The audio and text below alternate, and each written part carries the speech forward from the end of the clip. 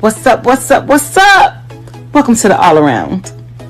I'm your gracious host, Dr. Anthony. Please tune in on Mondays at 6 p.m. for your entertainment purposes. We will hit current topics, old topics, and everything else in between. Be there or be square. Deuces, my loves.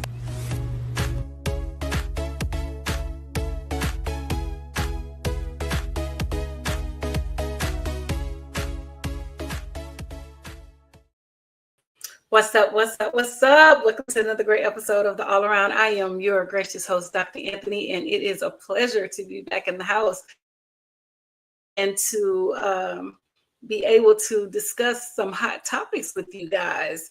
I have been MIA for a little bit, been traveling, sick, among other things. Just life is lifing, but we're back on track and we are ready to rock and roll. So without any further ado, go ahead and bring out my producer, Mark Lee. Hi, everyone. How are you doing, lovely lady? I see you've been busy and just doing all that traveling, but also having that whole notion of being under the weather and everything like that. But yeah, it can be rough and all along those lines. So I know that those changes can happen. We just got to cope with them any way that we can. We've got to cope with them any way we can. I mean, I was around the babies, the twins, so one of them had a cold, and I caught the cold, and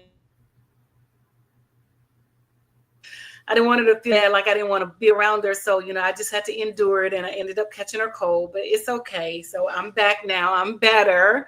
So we can, do what we do, bring the heat, bring the thunder, and, everything else in between. Well, we got to do that. So, bring that thunder. Yes, my voice is still a little shaky, so y'all just have to bear with me. So we're going to do a show. It's only going to be about 45 to 50 minutes, not the full hour, because I don't want to overdo it. Actually, get back into the swing of things, but I am still going to try to bring the thunder and the heat the way that I know how and the way that I do. So if I pause or need a break, just bear with me. So, Mark, there has been a lot of things that has happened from the last time that you and I were live and the last time that you and I spoke. It has been so much that has been transpiring. I mean, it's just unbelievable. All of the things that, this man in office has been doing, the chaos that he's creating and, the turmoil that we're in. So, we're just gonna go jump right in and just talk about topics, and we may jump around. It may seem like we're all over the place because we probably will be all over the place. There's so much that we need to discuss, so much that we need to talk about. So the first thing that I would like to discuss is the Met Gala. Yes. And how they raised $31 million. They did raise $31 million. That they have ever raised in their history of the Met Gala. And yes, and it was focused on Black dandy, and that means that it was focused on Black men and the way that they dress, the fashion, the couture, and things like that. And everybody brought it. I mean, not the white people, but the Black people. They brought it. They understood the assignment, and they handled their business. Everyone that I saw on social media was beautiful in their outfits. The men were handsome. These were gorgeous. And everybody rocked the house and rocked the stage. Did you get an opportunity to look at any of the footage from the Met Gala? I saw a little bit of the footage. I definitely saw some of the pictures. I actually read something earlier today that I did not realize, but one of our favorite people that we sometimes talk about, Megan Thee Stallion, because Angel Reese was actually on the planning committee along with a couple of the basketball players and other folks who were on the planning committee and all along those lines. I don't know why me and you aren't on the planning committee. We need to be on the planning committee so we can be at the Met Gala in the near future. I need to be on the planning committee. Yeah, definitely. We need to be on that planning committee. But definitely. That there is this notion that you can't bring the phone in there. So apparently both Angel Reese and Megan Thee Stallion left earlier because that is one of the Met rules, is that they're not supposed to be any phones out and about and everything like that. So I just read that earlier today. So Angel had posted something about that she was on the planning committee, but they have this rule that you're not supposed to have your phones out and doing social media during the time of the extravagant and Yes. wonderful Met Gala. Well, to be honest with you, I don't really think they need their phones to, inspire and endless social media, because it was a lot of media coverage and they got a lot of media coverage. And I liked how everyone was emphasized, and they showed the brief interviews of the entrance and the exits, and people going into the Met, and their outfits, their companions, and things like that. So I believe that they need the phone, but I get a little panicky when I'm not with my phone, only because I have older aging parents and I like to be in the know if something is happening. So that would be a struggle for me as well, not being around my phone in the event that I have to leave and get to Louisiana. But that would be my only concern. Yeah, that's a valid concern and everything like that. My parents aren't exactly spring chickens. I mean, I'm not a spring chicken either, but the parents that are in their uh, early, because mom would be about 83. As a matter of fact, she'll turn 83 in about 2 weeks and everything like that, because Mother's Day will be this coming Hmm. Sunday, and then her birthday is Oh, beautiful. 2 weeks after Mother's Day, because it Yes. comes on like the 26th or something like that. So she's be turning 83, and dad's around 85 and stuff like that. So definitely having those aging parents, as you said, you want to be able to stay in touch with them and be able to deal with them if you've got to get into some sort of emergency situation. So I can understand why people might need their phone with them, but I guess they got this rules because they don't want people maybe seeing the fancy food, even though one of the food was apparently just some regular Yes. cornbread and everything like that. And nothing wrong with cornbread. I might get some cornbread later today. And I did have some banana pudding yesterday, and that banana pudding was good from Capital Seafood. So if you're not familiar with it, go get some good old Oh, fashioned nice. pudding, because it was some good banana pudding yesterday that I got when I got some seafood, because I had a taste for seafood on my Hmm. mind and everything. So I went and grabbed some seafood. I know it ain't as good as y'all's Louisiana seafood, because I still need to get some seafood from the beautiful Dr. Anthony at some point or another. Yes, definitely. We gotta make that happen, especially when I do my housewarming. I would definitely have some type of Louisiana. I'm gonna do actually a Louisiana spread, because most of the people that I am affiliated with are from the South, or they have some type of roots or some type of connections in the South, and I'm definitely a Southern girl, so I would definitely prepare a Louisiana spread, or a chef that knows how to prepare Louisiana spread, and I just oversee it to make sure everything is done to my liking and to my taste. So we definitely have to make that happen. We got to make that happen. I got a good friend of mine, Mel Melton. And He's the a next time blues. I go home, I definitely got to restock you up on some Creole seasoning and the Please. Louisiana seasoning. So I know it's been a while since I sent you some, so I would definitely have to send you some more. I appreciate that. It definitely was some great season, and definitely helped to end some of the dishes, including some dishes that I got from other places. So definitely looking forward to some more of that seasoning, because it is very important and all along those lines. Speaking of seasoning, I had a question for you based on our Yes. good buddy, and I'm being sarcastic because he's definitely not my good buddy. I don't even like the man that much or at all and everything. But it's my understanding, which I just found out. I was talking to Reginald Kearney, who does Urban Sentinel, which is a black run magazine in Baltimore. And he told Mhm. me when we did his show yesterday that Meta, Mhm. and I think it might have been Twitter and some of those other tech companies were actually sponsoring the Easter egg situation on the White House. There had never been, from his understanding or mine, sponsors of anything like that in DC. But Trump is a man of opportunity and the man that's always trying to get the quick buck. So apparently he had people paying to be sponsors of what is supposed to be a fun event for the children of the DC, Maryland area. So I know you're in the DC area as well, but Correct. you heard this, but I heard that he actually asked for sponsors for the Easter egg activities on last Easter. Hmm. I'm honestly, I don't know, because I didn't keep up with it, because he's in the White House. So I didn't, read and listen to any press Yeah. regarding the Easter egg hunt. So that very well may be true. But with your friend who's in Baltimore in that magazine, I definitely need to get featured in that magazine and become a guest on his show. So we need to make that happen. But it doesn't surprise me. Trump is about, he's about dirty deals and scandalous operations. So it does not surprise me that he is, have people pay for something that should have not been an event that's charged and things like that. So this has been one of the poorest and the worst and the dumbest the country has ever put forth. And yeah, it's just insane. And they honestly think that they're the superior race, and that they are better than. And it's clearly evident that they are extremely racist and performing racist antics, and on the guise of they're trying to do what's right in terms of Christianity and this basic level of thinking. So basically, they're trying to erase Black history.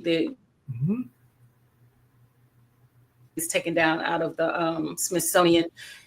People writing a curriculum and things like that. But all I can do is just send a plea out to the parents. You guys have the final say so. These people have to understand that they work for you. They work for the American people, not the way around.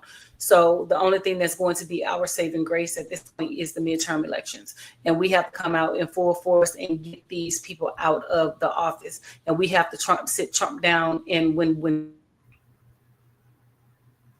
get him out of office along with his cronies, we have to arrest and put them in jail for treason, among other things that they have done. Even with the stock market, where he's trying to manipulate the numbers and things like that. Martha Stewart went to jail. So what is the difference that he get to manipulate the numbers and they get insider trading, and she had to go to jail? Which I'm just saying. What's right is right, what's wrong is wrong. And, for me, for these white folks who are pandering behind Trump, who's a failed businessman, everything that he touches is failed. And he's the next best thing other than cottage cheese and bread and butter. And I mean, it's just baffling to me. So you would take a dumbass man who is inarticulate and just dumb, who can barely speak above a second grade reading level and comprehend barely above a first grade reading level, then take a well-equipped, well-qualified Black woman. But that just goes to show you that these white people play dirty games, and they smile in your face and then throw daggers behind your back. So that's why I tell people all the time that all of them are racist. And well, speaking of daggers, and I know that they're not racist yet, because they support racist antics. They support. I'm sorry. Go ahead. I'm sorry.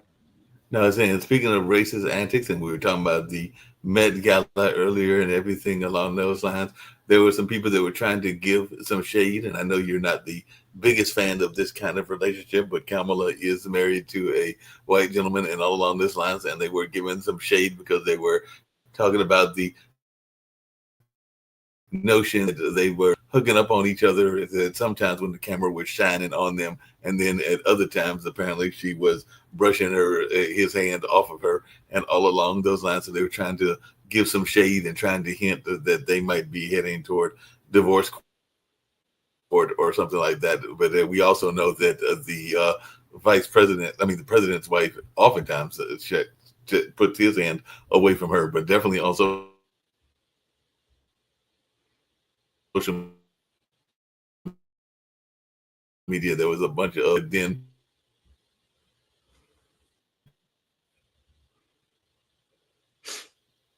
Your internet is messing up. Honestly, Mark, to be honest with you, I honestly don't listen to these people because they are reaching. They said the same thing about Michelle Obama when she didn't appear at Trump inauguration. My thing is, he talked about this woman and called her all kind of whatever, disrespected her, and y'all expected her to show up. I mean, I wouldn't have shown up. He didn't show up for President Biden's inauguration and things like that. They shouldn't have given him the respect. I don't care, what he's doing and what the office is or whatever. They shouldn't have given him the respect. They should have left him hanging and things like that or whatever, because he didn't even touch the Bible when he was swearing in the oath, and he already knew what he was going to do. He was on a tour of retribution. Instead of trying to fix the country, he's trying to punish people who basically voted against him, who does not believe, what he believes, and who does not think the way that he thinks. And it's sad or whatever that we have actually come to this, and these people are actually supporting this foolishness. But the thing is that they are actually in the stages of fucking around and finding out that everything that affecting them. But they tie everything to Black people because there's an underlying hate, and there's a outright discuss of these people not liking Black people. And I don't care what y'all say, how y'all come at it and things like that. These people just do not like Black people. For example, this white woman who called a 5-year-old autistic child a nigger. So, these people supported this woman. They have all contributed to her, and they have almost given her $1 million. So that speaks volumes, right? But then in the same breath, they had a problem with Black people giving Carmelo Anthony's family an actual, donation towards his defense after the white boy initiated the attack and he was the aggressor.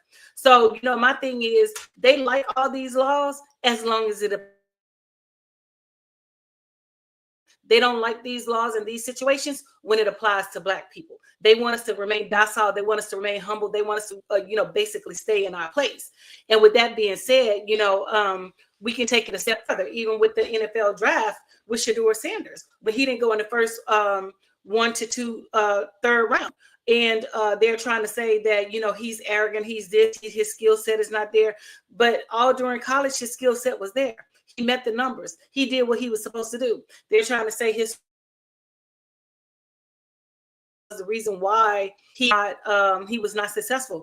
But the Manning's father did the same exact thing, but he was advocating for his son. But anytime a Black man or a Black woman advocate for their child, it means that, we're being too boastful. We're not humble enough. So guess what? We're not humble. We're going to be those people. We're going to stand out. We're going to speak up. We're going to do what we have to do and things like that. But it's really funny how, these same white folks will praise white people for doing exactly what they down upon Black people for. So, my thing is, speak up, be loud, be bold, and do you. Because no matter what you do, they're always going to have a problem with it. And they're always going to have something to say. So, my thing is, I don't cater. I don't, cower. I don't pander to them. I'm the same regardless of what situation I'm in. If I have something to say, I'm going to say it, and I'm going to bring the thunder. I don't hold any cut cards, and I don't care who I offend and what I say and things like that. Because I remember, for example, in communication, conversing with people in the educator group that I'm in for this area, and this white broad was like, "Oh, you're aggressive. You're this." I'm like, "No, broad. I'm just making a statement. I'm not being aggressive. If I was aggressive, I would have made your ass cry a long damn time ago." So they're quick to say that they're aggressive. We're this. We're that. And, term us as the angry Black woman or the angry Black man when we speak up for ourselves. Because guess what? God forbid that we speak up for ourselves and we're articulate. We know what we're, they have a major issue with that. And then they want to, say that, oh, we need to be humble. The whole thing about Kamala, they were saying she needs to be humble. She needs to understand her place. So basically, when Sarah Huckabee said that she needs to be humble, they were meaning that she needs to understand that she's still a Black woman in America, and she needs to understand her place, and that she's not on the same footing and on the same ground. But we already know Sarah Huckabee with her man-looking ass and things like that or whatever. So even with Trumpian and Trumpy with his, antics and things like that, he was saying that Kamala was on the red carpet and he had a problem with it. Don't nobody want to deal with you. The Met Gala was about Black history, Black men being dandy, Black men in couture, Black men in fashion. Who want to deal with you? Black people don't support you. So please understand that you will not be invited to a Black event, and you have to understand that, we are not on one accord. And so it's a dawn of a new era. Our ancestors, Black Americans were more passive with allowing them to, say things and do things. We're not our ancestors. We have our ancestors' blood running in us, but guess what? We come from nuck if you buck. So we're about an eye for an eye. If you do it to me, I'm gonna do it to you. Prime example with the Rodney Hinton Jr. When the cop killed his son, he went out and killed the cop. And, everybody is saying, he's a hero. Wiz, y'all we killed a young Black teen based off of BS. You got there within 6 seconds. He took off running and you fired your weapon. Dylan Roof killed 13 to 14 black people, and y'all walked him out and took him to Burger King. The one in Pennsylvania shot up and killed 10 black people in the what was it, the Family Dollar Tree or whatever. He walked out alive. So it's bullshit that y'all talking about he got a gun and he got a gun, and you fear for your life. Hey, Dr. Anthony, along those same lines, did you hear because about? all of y'all want to kill a black person at one point in time. But guess what? We're not pushovers anymore, and we're not going to take it laying down. So if y'all want to bring it, bring it. Because guess what? If so, I want you to understand that we're in the era of eye for an eye. So if you think that you're going to go out there and you think that you're going to operate the way that you have been operating, you're in for a rude awakening. So continue to act in your gang affiliation or gang, and see what happens, because the people have already spoken. Y'all come, they're gonna bring it. I'm sorry, go ahead, Mark. Yeah, Dr. Anthony, I didn't know if you heard about this, but actually Reginald, the guy from Baltimore, brought this up as well. But apparently there's a woman in, I think it was somewhere in the Midwest, that said the N-word and said it to a young child. It might have even been in Minnesota or something like that. And then she had the nerve to get a, I think, Christian go-to kind of campaign that has raised all kinds of money and all along those lines. So it's I raised a spoke bunch of about money. that when you're yeah, I spoke about it when when you were having technical difficulties. No, she did. She raised almost $1 million or whatever. But that goes to show you how racist these people are. You allowed this white woman to call a black child the N-word and things like that, that called him a nigger, and then y'all gonna support this bullshit. So my thing is, at this point, all bets are off. All gloves are off. We're no longer calling. We're no longer keeping your feelings intact. That you need to be handled, and that's just the bottom line. So if y'all want to go there, we can go there, because at the end of the day, our anger has always been tamed, because if we wanted to, we could have handled y'all a long damn time ago. You know what I'm saying? So we're going to be in those spaces. And you think, for example, they talked about walking on the sidewalk. Don't think that we're going to be pushovers and we're going to be passive and we're going to move. Bump us and see and find out what's going to happen. That's all I'm gonna say. Okay. Speaking of that and everything, what are your thoughts? Because apparently, I know he was talking about sending them to El Salvador and back to the prisons in El Salvador, but that person that is currently sitting there in D.C. is now talking about taking people to two African nations. Now, given these are African nations that have had problems in the past and everything like that, one of them being Rwanda and the other being Libya, which used to be under the direction of Muammar Gaddafi and everything like that. But what is your take on this notion of people being sent to the African nations? Because now he's talking about he wants to send some of these illegals to Rwanda and to Libya. Now, given both of those countries have had their own issues and everything along those lines. But I just wondered this notion of shipping people that aren't from there, because like I said, he's talking about shipping people that might be from Latin America or might be from Europe to these two African nations that have these two troubled prisons. Well, my thing is, if Africa is over there and these people, whatever happens, then that's going to happen. My thing is, they shouldn't allow him to drop anybody off in those. It's unstable. But at the same time, this is what they voted for. He campaigned on all this foolishness, and now they're trying to say that, oh, I didn't think he was going to do this. No, he said exactly what he was going to do. But you only thought that it was going to affect Black people, so that you were okay with it. You were good with it. But now that it's affecting you and yours, you had a problem. But see, with the Hispanics, they thought that they were better than Black people, and they aligned with the white folks. But what they fail to realize is these white people put them back in their just to get those votes. And everybody that voted for him, regardless if you voted for him or not, even if your spouse, all of y'all getting deported up out of here. So, it's no reason why, they're trying to pander to Black folks, talking about we didn't help you. No, when we went to the polls on November 5th, we helped you. When y'all went to the polls on November 5th, you voted against your own best interest. So it's no way to, be in comparison to anything. And they're talking about, Black people are not doing this. You're right. Yeah. We showed up at the polls. We did what we were supposed to do. we understood the assignment and we voted the way we needed to vote. Y'all didn't. Y'all sided with white folks thinking that you were white, thinking that you were better than, and they put your asses back in your place just to show you that you're not. Yes, Mark. Speaking of that and everything, what's your take on, because they're still out there, and apparently they're still out there spouting the conversation points of their white brethren and everything like that. But what is your take on the Black MAGA? Because there is folks out there that are literally claiming to be Black MAGA and claiming to be say that proudly. Because I've even seen some of them online and in TikTok where they are talking about how proud they are to be a Black MAGA, and sometimes it's brothers, but there are a few sisters as well. So, what is your take on these folks that are selling their own people out and doing things along those lines? So, what is your take on this whole Black MAGA movement? So they can burn in hell with the rest of them white folks. You know what I'm saying? Because like Jasmine Crockett and everybody else say, all skin folk ain't kinfolk. You know what I'm saying? And we understand perfectly what that means. Even in Harriet Tubman time, get rid of people who were not in support of, freeing the slaves and moving forward and things like that or whatever. They had to be killed, because if not, they were going to run back and tell master, they leaving, master, they leaving. So, it is still that mindset, that crab in the barrel. And, they think that aligning with these white people and pandering to these white people are going to put them in a better position and things like that.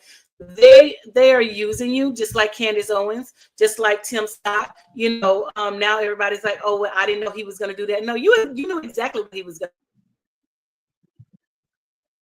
run a smear campaign against Kamala Harris. You did that personally. Now you're talking about, oh, you don't support Trump. No, you support everything that he's about. You support all of that. In your baby shower pictures, you have nothing but white women. You're married to a white man. So there's no way that you can align yourself and be down with the Black culture, because you don't even live within the Black culture. Although you're Black, you don't even live within the Black culture. You don't even understand the Black culture. And this is the same Candace Owens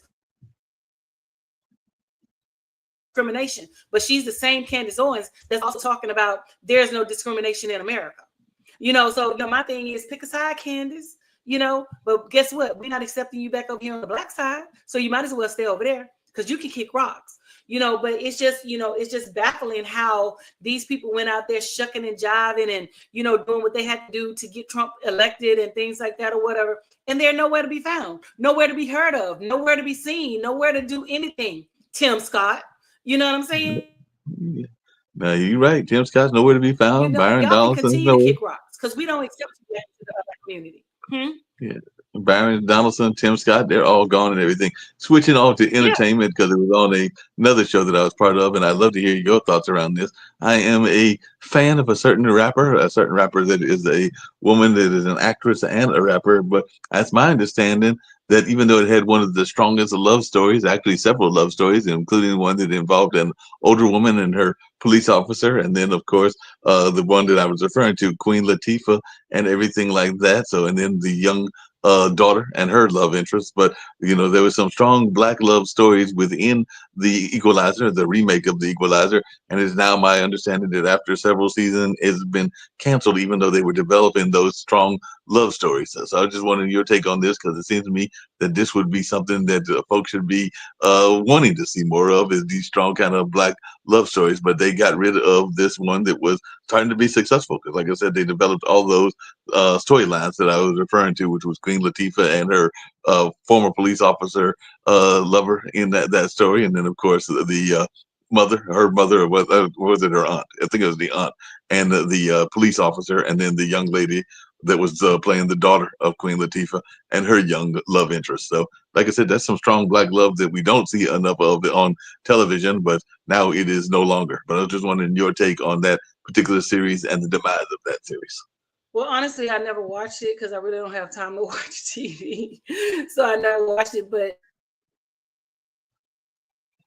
experiences of watching TV shows, they don't want anything that shows, positivity within the Black community. They want to show chaos. They want to show disruption. They don't want to show, how we function outside of those parameters, outside of those social constructs, because they want people to believe that we are barbaric, that we're animals, that we're this, we're that. And if we show Black people in a positive light, then that is putting, that's changing the narrative, that's changing this, the status quo and things like that. it's not surprising that the TV show was canceled, due to the, popularity and the success it was receiving. So I'm not surprised that it was canceled. But again, we need to bring our own seats to the table. We got producers, Ryan Coogler, Tyler Perry, Spike Lee, so we have people that are out there that can, make moves and, do what they need to do. We have Byron Scott, who owns the Weather Channel. So he has a media empire. So we need to start aligning and, doing things with them so that we can get our stories out there and we can get our stories told. Because right now we're in the season of demise by this man, because he's trying to whitewash history and he's trying to erase Black history, which you can never erase Black history, because you have too many people who are well educated and well versed in Black culture, Black history, and who knows the history. So we're and push our history and push what we got to push. But like I said, it is not surprising that a positive image of Black people, Black love, is being canceled on white America TV.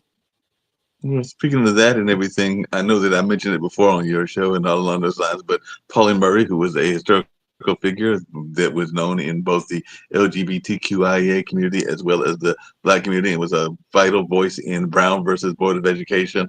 She lost a lot of money. The center that is in her name lost a lot of money because that money was yanked. But I've talked to the people with the center, and they are still determined to get funding from other sources, that it can't be government funding, and to stay viable and all along those lines. But we got a lot of these institutions that are being threatened by the money that he is cutting. Pauli Murray is just one example. I know that I think I told you that, as a matter of fact, it'll be this Saturday. There will be a salute to go-go music, because Trouble Funk will be down here from your neck of the woods, as will be Belladonna, and then there'll be a band that'll be honoring none other than Frankie Beverly, who comes more from the world of R&B. But I understand there's a go-go center there that is a cultural center in DC, and I'm thinking they've got some federal money.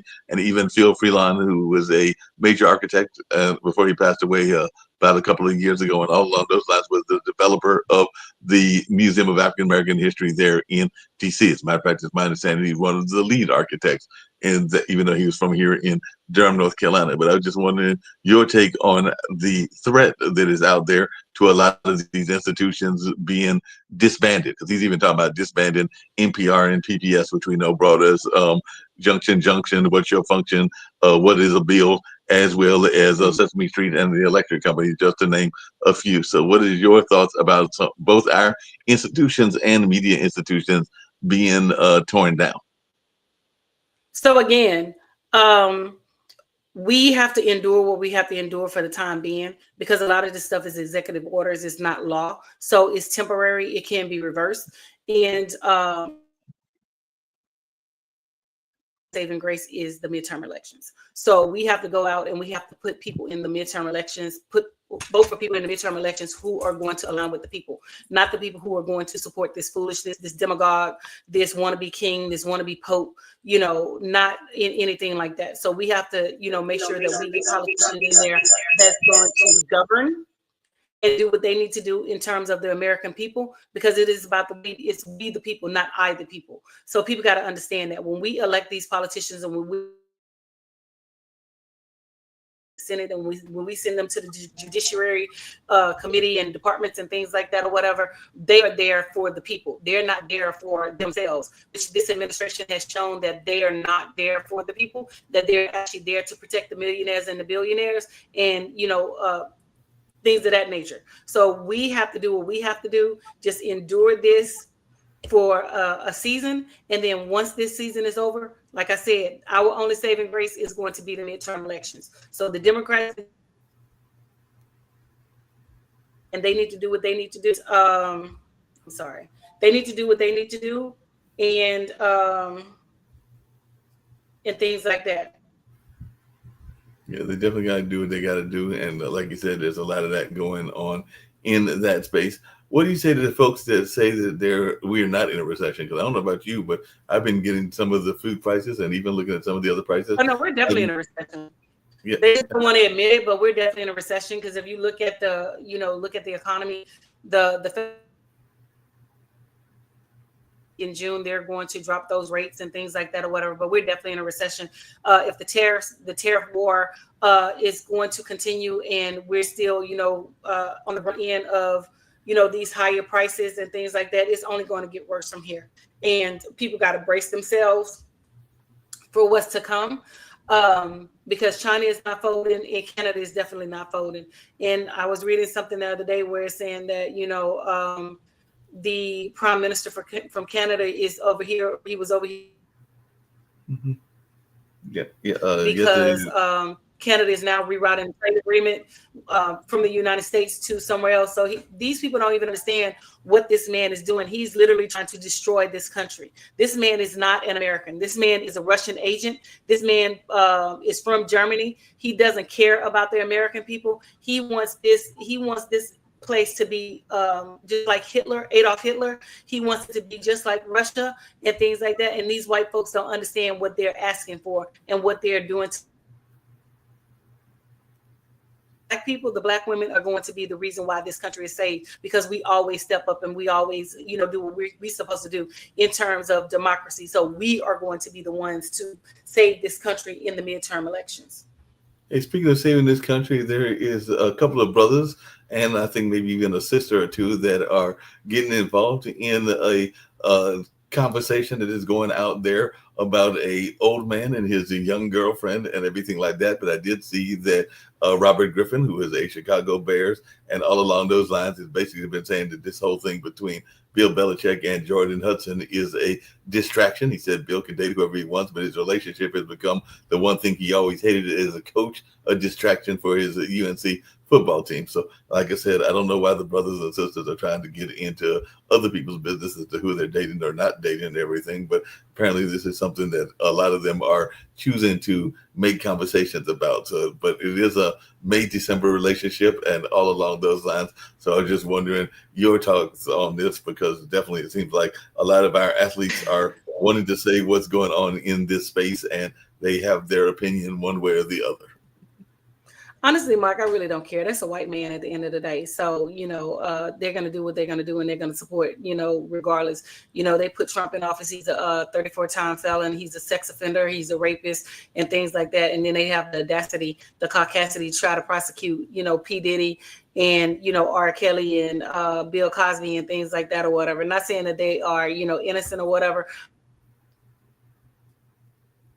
For the gander, all those white men that they brought charges up against, only the Black men primarily went to jail, so honestly, I don't care what the hell that white man does, because what's his name from the Pittsburgh Steelers, the quarterback, their old quarterback, he had a sex offender case, and he still remained in check, and he still remained as a quarterback. So these white people can't tell me nothing about morality, nothing about laws and things like that, because y'all press law, use that against who you want to use it against. Roethlisberger, what's his name, Roethlisberger or whatever, the football coach, football player. Yeah. So, he had, sex offender charges against him, and, all kind of other stuff or whatever. But, they kind of swept it under, they did sweep it under the rug. So, for them to, come out and try to humble Shador and, other Black athletes and things like that, they can go straight to hell. So, again, I really don't care who he's dating and how it is affecting him, his coaching life, his team. I honestly Yeah, that makes a lot of sense. I can agree with that and everything. And by the way, speaking of things that are in that notion, apparently 3 former, and this happened just earlier today, Memphis police officers have been acquitted in a state trial over the fatal beating of Tyre Nichols and everything. So they have just recently acquitted today of state charges, including second-degree murder, after he ran away from a traffic stop in 2023. And the jury was an all-white jury, of course. Took about 8.5 hours after 2 days to find Tatteris Bean, Demetrius Haley, and Justice Smith not guilty on all charges after a 9-day trial in state court in Memphis. And after the jury's verdict was read, the defendants hugged their lawyers as relatives of the former officers cried. One relative yelled, "Thank you, Jesus." So it looks like Nichols did not get the justice that he was expecting by these folks in Memphis. But I don't know if you followed that and if you had heard that they have. I did. Honestly, I really don't give zero fucks because he's another one that said that he didn't give a damn about black women. So, he had, so, that's why black women did not support his case and, things like that. So big ups to the officers in this case. You know what I'm saying? We don't give a rat's ass about, what happened with him and things like that or whatever. So, oh well. Yeah, that's the case. I had alluded to it before the technical difficulties, but what are your thoughts when people are trying to find shade against whether it's Kamala or Michelle? Because now they're even talking about how apparently after Michelle's mom died, uh, Barack Obama was joking that you're next up after her mom died and everything like that. So there are people that are trying to throw shade, even though we know that when there are funerals, just like when there are other life events like weddings, oftentimes people will make jokes, and sometimes they can even be considered as off-color jokes and everything like that. Because I think he said that both her and her brother were next and everything. Because I think she was trying to joke that he was going to be next in line. But there's a lot of shade as to whether they are heading to divorce court or not heading to divorce court. So I just wanted your take on how these folks keep trying to tarnish a legacy. Well, the thing about it is that that's what you just said. They're trying to tarnish their legacy. And, at the end of the day, we know Michelle Obama is the forever first lady, and nothing they say and nothing they do will turn us against Michelle Obama. And that's just the bottom line. The woman is not getting divorced. She loves her husband. Her husband loves her and things like that. That's these white folks out here pandering because, anytime it has anything to do with a black woman and, the success of their relationships and things like that or whatever, they're always going to be, negative Nancy's and and try to put them in a negative position and paint them in a negative light. So honestly, we don't give zero rats asses about what they say and what they think. We support Michelle and we're going to always support her. We support Kamala. We're going to always support her and things like that. So they can go ahead and continue on with their rhetoric because they've been doing it since day one. And we still don't care about your rhetoric, and we still not giving any attention to your rhetoric. So Michelle Obama is still going to be the forever first lady. Kamala is still going to be the president. To that, they can kick rocks and they can go straight to hell. They can go knock on the gates of hell with Michael or whatever the hell that damn angel that God, Gabriel, that God threw out the kingdom. Yep, they can do all that stuff, but like I said, they got all kinds of issues themselves and everything like that. So definitely, as a matter of fact, they're even supporting others that are disgraced. Because I just saw recently that today Donald Trump named the son of a disgraced former politician as the head of the 2026 World Cup task force. Because the World Cup is supposed to be coming, I think, in this direction. So since he's disgraced, I guess he's going to name another disgraced politician to head this particular committee. So, like you said, it's a bunch of circus clowns that they keep putting into different offices, whether it's the McMahon woman in education, whether it's RFK Jr. in health, whether it's a number of these other folks. But yeah, Andrew Giuliani, which is actually the New York, the son of the former New York mayor and longtime Trump ally, is the one that they have named to head the task force on the 2026 World Cup. And I don't know that Andrew has any background in sports, much less soccer. So, like I said, why he's even having this job is beyond me. But like I said, there's a lot of people that have these jobs that he's appointed that make no sense, including Ms. McMahon running education. Well, I mean, it doesn't surprise me that he's, bringing out the dummies or whatever, because, his whole administration is dumb and, lack quality and lack the qualifications and things like that or whatever. So there's no surprise there. Yep, no surprise whatsoever. Man, Harvard, she sent, the Department of Education sent Harvard a letter. So Harvard, in response to their letter that was sent over, Harvard corrected all her grammatical errors in red ink, as a matter of fact, and sent it back, because I'm notorious for doing stuff like that. So, yeah. So, yeah. So, they're just sending a strong message, they're ready to battle. But, again, this is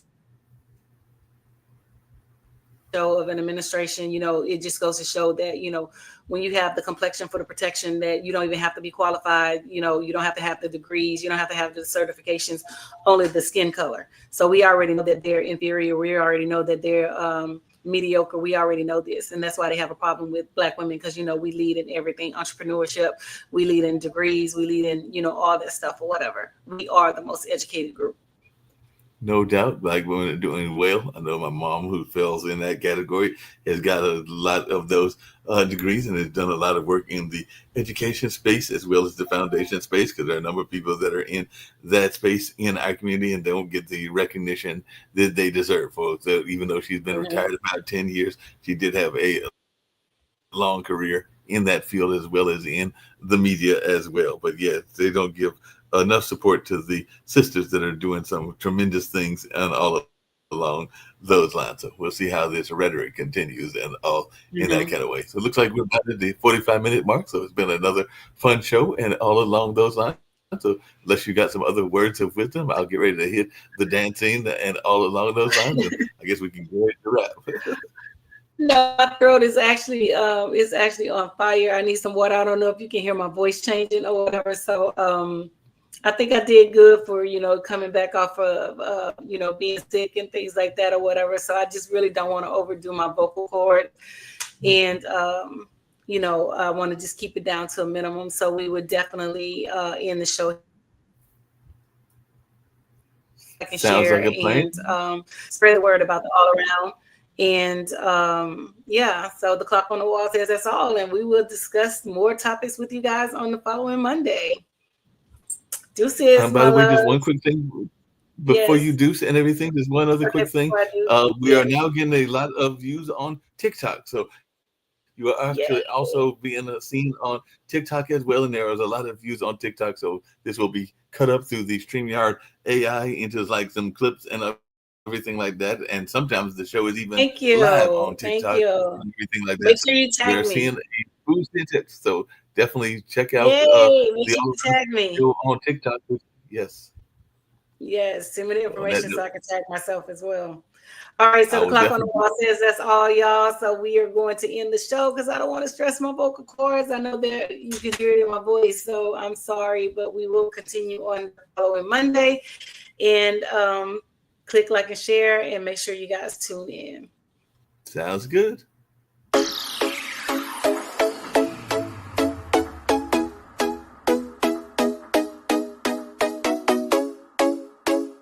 What's up? What's up? What's up?